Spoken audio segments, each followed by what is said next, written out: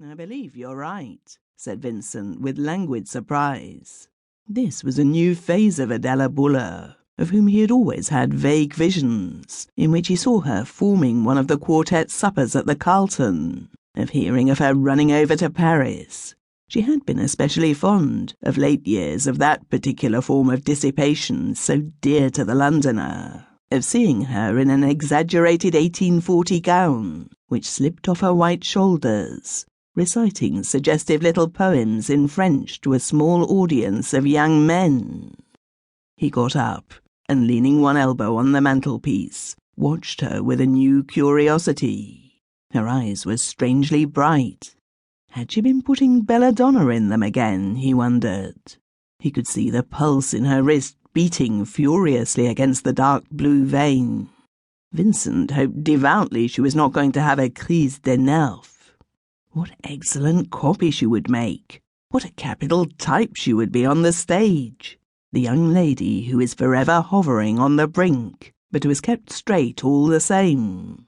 Really, he must make an exhaustive study of Adela. "Poor little girl," he said softly, watching her as she tried to balance the fat Japanese divinity on his head.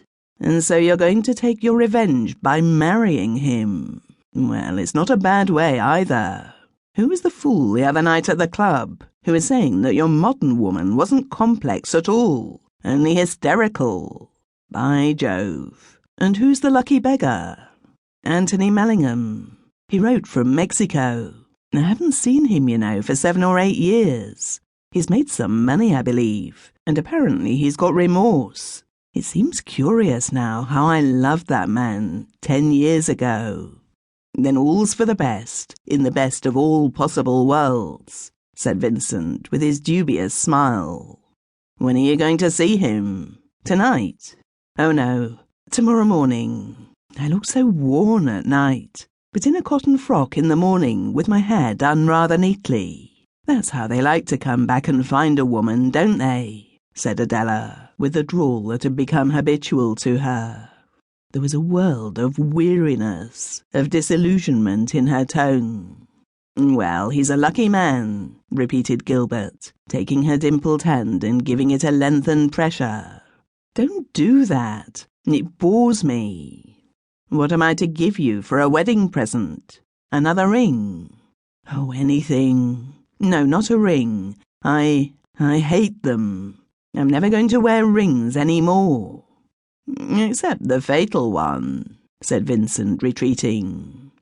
"By the by," he asked, exhibiting his curious smile on the first step of the staircase, turning back as he did so to take in every detail of the pretty woman he was leaving. "What's he like?" "Fairish. Rather good-looking. Rather stupid." "Oh, then it's the fellow you did in that novel you wrote." "What, that idiotic thing?" "Oh, I don't know. I've forgotten all about it," said Adela peevishly. "I only wrote the thing because I was miserable, and nobody would have bought it, only it was a 1 and 6 book printed the wrong way up." "It had a success," said the dramatist, in the strictly indifferent tone of one artist to another. "Have I ever had a success?" said Adela wearily. "Curious girl, but only one of a new species," said Vincent to himself as he made his way down the Kensington street.